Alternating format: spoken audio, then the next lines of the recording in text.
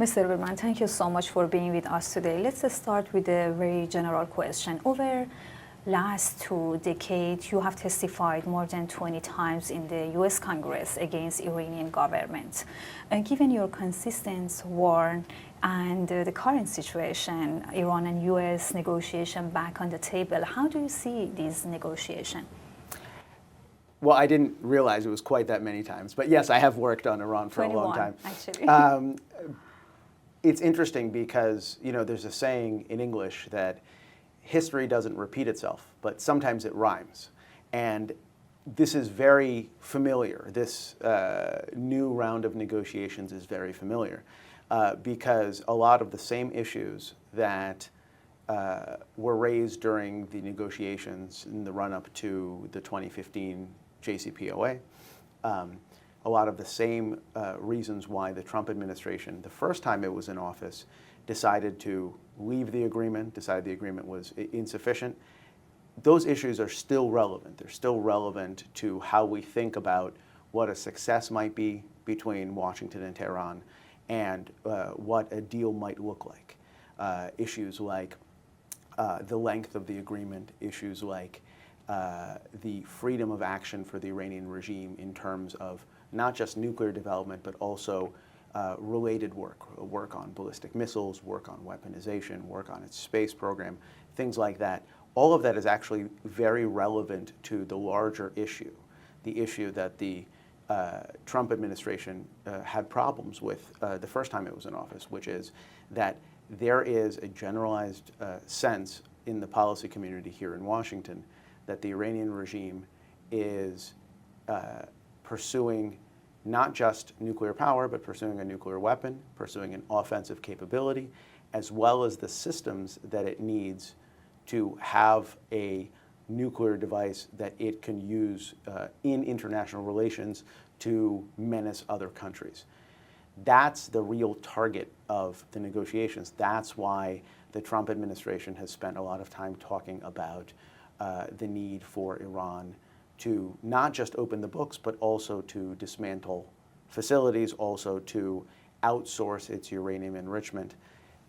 A lot of things have yet to be negotiated between Washington and Tehran, but I think the same concerns that America had before are still relevant. They still apply to the current negotiations. Given to that, I'm referring to what Mr. Witkoff mentioned about this negotiation, that it just is viable only under Trump deal or so-called Trump deal. Then what would be exactly the difference between so-called Trump deal with JCPOA? As you mentioned briefly about the similarities, can you just elaborate more on that? Sure. Well, on a very basic level, the Trump administration last time, when it decided to leave the JCPOA, it cited 3 reasons. It said the deal was too short because the deal was only 10 years long in length, and then it expired.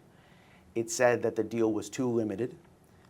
It covered Iran's nuclear program, but it didn't cover things like ballistic missiles, things that were related to the nuclear program, and that it was too generous, that it provided too much sanctions relief, too much economic relief to the regime in exchange for the Ayatollahs signing the agreement.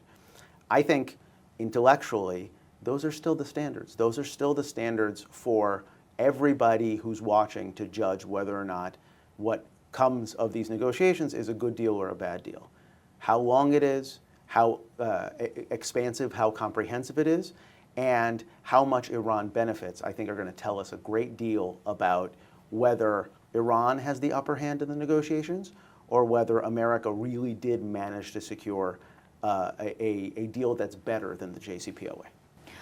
It seems that, based on all the information, still it's very ambiguous, as we all know. But based on, brief information that we have, Tehran is still refusing to address its missile program in this negotiation. Does this mean that we are returning back to JCPOA just after 8 years, replacing JCPOA by Trump administration? Do you see any difference? Well, that's the danger, I think. The fundamental flaw in the way the JCPOA was negotiated the first time was that the negotiators, not just the Obama administration, but also the European counterparts, of the Iranian regime conceded too much to the regime. They told the regime that ballistic missiles were not part of the scope of work. The regime didn't want missiles to be covered. They said, okay, missiles won't be covered, even though ballistic missiles are the delivery system of choice that everyone expects Iran to use once it has a nuclear weapon. So that was a mistake. Another mistake was, I think, the acquiescence on the part of the Obama administration to a baseline internal domestic enrichment capability. The reason that's important is because the U.S. has many agreements, nuclear agreements with other countries, countries like India, countries like the United Arab Emirates. None of them include those countries being able to enrich uranium inside the country. All of them buy uranium from abroad for their program. They have a program, but they don't have enrichment capabilities inside the country. But during the negotiations with Iran, the Obama administration, I think very crucially, ceded the point. The Iranians wanted to have domestic enrichment, and the Obama administration agreed to it. Now you have a situation where the regime has and has expanded its domestic enrichment, and we are trying to put the genie back in the bottle. That's why you see Secretary Rubio talking about Iran can have a nuclear program, but it can't have enrichment. It wants, for its part, the Trump administration wants to bring Iran in line with all these other countries that have nuclear programs but don't do enrichment. But the Iranians already do. So it's hard to imagine that this is a demand, this is a request, part of the negotiations that the Iranians are going to agree to. President Trump has set a 60-day limit on all the negotiation. Does it seem feasible for you? And the question is how they are able to compel a regime that they sees strategic value in delay to just accelerate the negotiation? Well, so the reason he set the timeline, I think it's necessary to understand why. Because in a very real sense, the clock is ticking.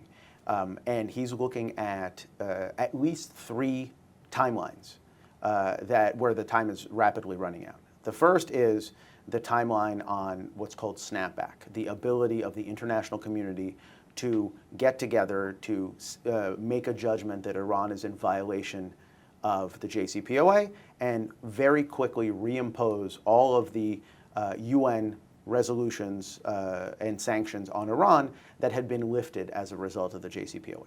That deadline is mid-October of this year, so just a few months away. And there will, by this summer, need to be a conversation between Washington and European powers about the feasibility of snapback, whether or not it's warranted. That's the first timeline. Second timeline has to do with the political calendar, because here in Washington, the Trump administration, as we record this, hasn't hit 100 days in office yet. But already there are conversations about what the midterm American elections for Congress are going to look like. So the White House is very cognizant of the fact that right now it has this period where it has a lot of support from the American people, has a lot of support from Congress, but it may have less the further we go into the future. So for the White House, it's very important to do things sooner rather than later. And the third timeline, and probably the most important one, has to do with Iran's own nuclear development, because a nuclear device has really 3 components. It has enrichment, it has delivery, those are the missiles we talked about, and it has weaponization. Once you've enriched uranium, you have to do the work, the hard work of turning it into a warhead, being able to mount it onto a missile, convert it into a weapon. It's not enough just to have fissile material. Iran, by all accounts, hasn't perfected that yet, but all of the estimates say that Iran may be able to do that in as little as half a year from now. So those 3 timelines are really, I think, what are driving the White House to say that we need to do a deal, we need to do a comprehensive deal, and we need to do it sooner rather than later because we can't afford to wait. And I didn't get the answer of my question. Do you think that would be feasible? Because already 2 weeks of all this time has passed, and it doesn't seem that they have any compromise on it. So I think having watched multiple rounds of diplomacy with Iran and having watched other U.S. negotiations, these are actually moving very quickly. We've seen 2 rounds of high-level diplomacy between Mr. Witkoff and his Iranian interlocutors. We're now about to launch into a third round, which is going to be expert talks. The only reason you have expert talks is because top-level issues have already been agreed upon, and you have to figure out the details. So I think my sense is this is moving very quickly. Whether or not we get to an agreement in 2 months, I'm not sure. But in terms of timeline, I think nobody should be fooled. This is moving in comparative terms much more rapidly. And I think by the middle of next month, we're going to see some concrete results that are going to leak into the public about what is being negotiated. In terms of time pressure that you mentioned in second option that you gave me about 100 of Trump presidency coming to close, do you think that this factor, beside the relative failure, if we can call it, in the Trump administration with 2 other negotiations with Russia and with Hamas, does all these factors probably do you see it's possible for Trump to show more compromise with Iranian negotiation just to accelerate the negotiation and kind of claiming any kind of political win? Right. So I think what's most problematic about the Israel-Hamas negotiations and America's role, the Russia-Ukraine negotiations and America's role, and the Iran negotiations and America's role, is that they're all being carried out by the same person. Mr. Witkoff has taken on a very large portfolio. These are challenging issues. These are very complicated files to master. He is I'm sure, very capable, but he's not an Iran expert and he's not a Russia expert. And so I think the things that I worry about is that when you try to do everything, sometimes you achieve nothing. And so the Trump administration's desire to simultaneously broker deals on all of these 3 fronts, frankly, I think makes it more difficult to negotiate a durable deal that really serves American interests in the Iran context. It's not impossible, but it's certainly more challenging. And it also allows, I think, another factor, which is really important. It allows players from those other negotiations to exert an influence over the Iran negotiations. So, for example, Russia, which is a key strategic partner of the Iranian regime, spent decades building up the Islamic Republic, spent decades helping the Iranian regime avoid isolation diplomatically, lessen the effect of sanctions. Russia is now positioning itself as a negotiator, as an honest broker between Washington and Tehran. But the truth is, it's anything but an honest broker. It has long ago chosen sides, and it hasn't chosen America's side. And the worry here is that if the Trump administration really wants to hammer out a peace between Ukraine and Russia, it is more liable to cede to Russia that, oh yeah, sure, you can play a role in the Iran negotiations than it would otherwise. I think that's dangerous. I think that's a kind of linkage that doesn't really serve American interests. As you mentioned about Mr. Witkoff, how generally do you assess the delegation team from Iran and from US, given the recent news that we have been talking about, the new envoy on technical negotiation with Iran? Sure. I'm a big believer in the idea that personnel is policy. So who makes up the respective teams in the Iranian context and in the American context actually matters a lot. It helps shape the negotiating strategy. It helps inform how hard the parties bargain. In the context of Iran, I think we see seasoned diplomats. We see at least part of the negotiating team that the regime is sending was involved in the 2015 JCPOA negotiations. They're known to the Americans. They're sort of longtime professionals. That's not the case in the context of the United States. There are policy experts that surround Mr. Witkoff. They are very knowledgeable. But up until very recently, I don't think you could point to one person that was really a subject matter expert on Iran. And that makes a difference. It makes a difference because you need somebody to talk about Iranian culture, to talk about Iranian negotiating behavior, and someone who's really well versed in the intricacies of Iran's nuclear program. Thankfully, I think that's changing.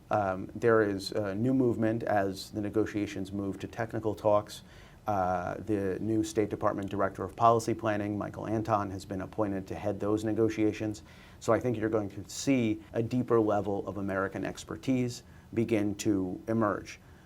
And I think that's going to make all the difference, because top-line policies between the two sides can be negotiated by Mr. Witkoff and his opposite number, but the actual meat, the structure of the agreement itself, is going to need to be hammered out between people who understand the program very well and understand each other's red lines very well.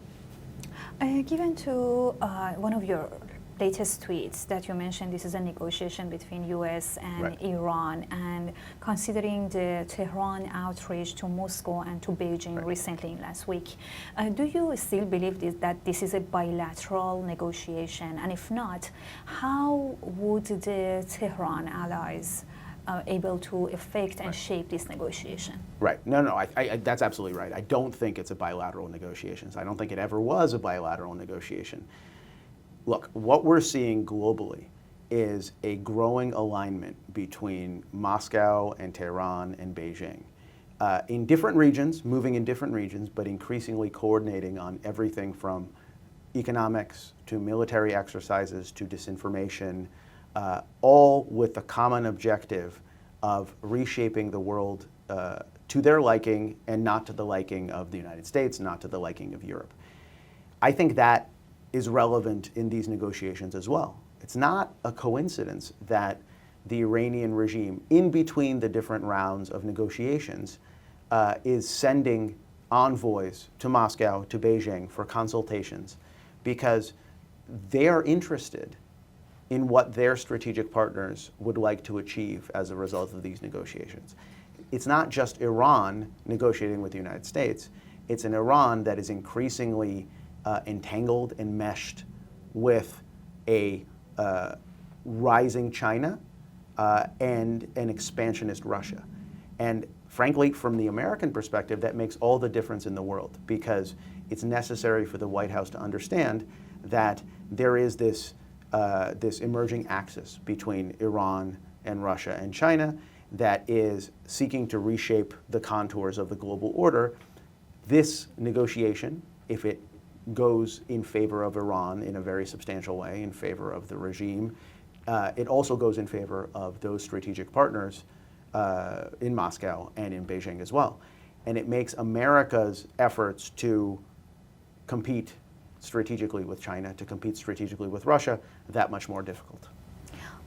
Do you believe diplomacy alone, even under so-called Trump deal, would be enough effective for reversing Iranian nuclear momentum at the moment? I'm referring actually to all those military postures in the region, Right. 6 B-2 bomber, 2 aircraft carrier. What role actually they do play in this negotiation, all those military postures?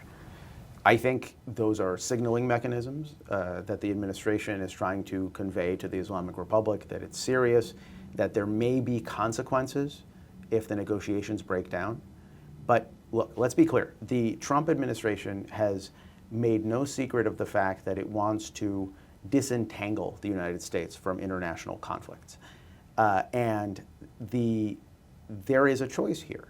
The question is whether or not the Iranian regime takes it, right? The choice, from how I look at it, it's very simple. The choice that the Trump administration needs to convey to the Islamic Republic is, if it wants to stay in business, that it has to get out of the nuclear business in a way that's acceptable to the United States, to the same country that is deploying those bombers, that is forward positioning those troops, because that is a credible military threat. And let's remember, America and Iran are not the only parties in this conversation in the context of potential military action, because we also have to think about Israel. And for the American negotiating team, if the quest, and I think it is, if the quest is to try to avoid another regional conflict, then the deal has to be durable enough, strong enough, comprehensive enough, not just to satisfy Washington, but to satisfy Jerusalem as well, because otherwise the Israelis are liable to move out on their own. If the U.S. accepts even a limited enrichment for Iranian nuclear program, in your opinion, how that would be, this kind of agreement, how would be the potential impact of that on NPT, given to all those countries in the region, for example, Saudi Arabia and Turkey, that they might see this Iranian path as a model for their ambitious nuclear program? No, I think that's absolutely right. There are countries in the region like Saudi Arabia that have made no secret of the fact that they also want a nuclear program of their own. Why would they accept a lower standard than the one that's being given to the Iranians? Right? If the Iranians are allowed to retain domestic enrichment, why would they settle for an agreement that prevents them from having that? Right? It doesn't make sense. And I think the administration is going to have a real problem if it concedes too much to the Iranians. At the same time, there is another danger, right? I think it's not so much about the NPT and about international law. I think it's much more about the perceptions of Iranian regime intent. Because 10 years ago, 12 years ago, we were having pretty much the same conversation that we're having now, which is that Iranian nuclear advances create the risk of a nuclear cascade in the region as more and more countries seek nuclear counterweights of their own, right, to balance the emerging Iranian program. I think that's still the case. I think that's still the worry. And that really has to do with regime character, much more than international law. On a very basic level, the region intuits that the Islamic Republic, based upon its past behavior, based upon its expansionist ideology, based upon its support for proxies and its destabilizing behavior, will not act in a constructive manner if it acquires these capabilities, this regime. And as a result, the closer this regime gets to a nuclear capability, the more it's going to incentivize other countries in the region, like Saudi Arabia, but also others, to move on their own to acquire some sort of insurance policy to that capability. Now, the one thing that I think it's necessary to say is that the fear here is not of Iran. The fear here is of the current Iranian regime. And I think that makes all the difference in the world. Because if you think back all the way to the start of the Iranian nuclear program under the Shah, it was seen as a benign, it was even seen as a beneficial thing. It started in the 1950s, and the Americans, under the Eisenhower administration, actually provided the first nuclear research reactor to the Shah's Iran, right? So there was a time when Iranian nuclear aspirations were not seen as a threat to the region. Something happened, and it has, I think, everything to do with the character of the current regime in Tehran. How do you see the Israel impact on all these negotiations in terms of their huge lobby here in Washington? Right. Look, I think Israel is obviously a factor. It's obviously a factor because the White House understands very well that if the deal is too weak, if the deal doesn't really do much to address the long-term trajectory of Iran's nuclear program, the Israelis are liable to act independently and act militarily against the Iranian nuclear program. And I think that really helps to shed light on the different stakes that are involved. Israel is not separated from Iran by a large ocean. Israel sees Iran's nuclear program, when married with the regime's consistent rhetoric about eliminating the Jewish state, as an existential threat. America doesn't necessarily see an Iranian nuclear program as an existential threat, but America is separated from Iran by a large ocean. And so when America comes to the negotiating table and talks to the Islamic Republic, it has to keep at least one eye on its ally, sort of its most robust ally in the region, who has a very different calculation about the danger that an Iranian nuclear program would pose. And as a last question, I'm going to refer to your latest piece in Newsweek. You mentioned that U.S. engagement with Tehran risks propping up a collapsing regime at odds with its own people. Can you elaborate more on this? Look, quite simply, I have long thought that the long game for Iran has never been about the regime. It's always been about the people. This is true, I think, because you're looking at a comparatively young population that is being ruled by a very old and sickly regime that is very rapidly transitioning past its sell-by date, right? It's becoming obsolescent. You also have fundamental structural changes that are taking place in Iran.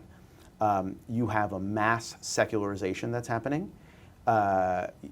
Something like 2/3 of Iran's mosques, around 75,000 mosques around the country, are either now closed or have reduced hours because they don't have enough worshipers.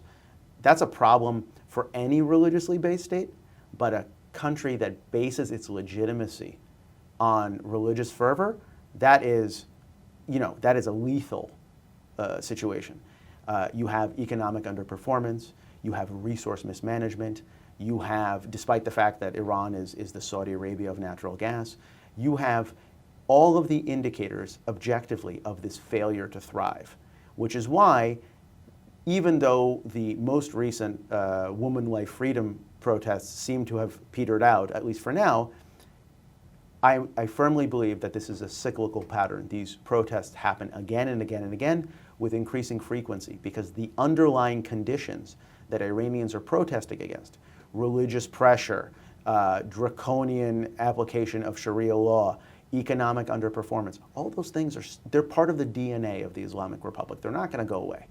And so what that tells me is that sooner or later, if we really fundamentally want Iran to transition back into being an ally of the United States, we are talking to the wrong people if we don't talk to the Iranian people, right? The Iranian people themselves oppose the regime. There was a recent poll by the Gaman Institute out of the Netherlands, which tallied something like 80% disapproval for the Islamic Republic.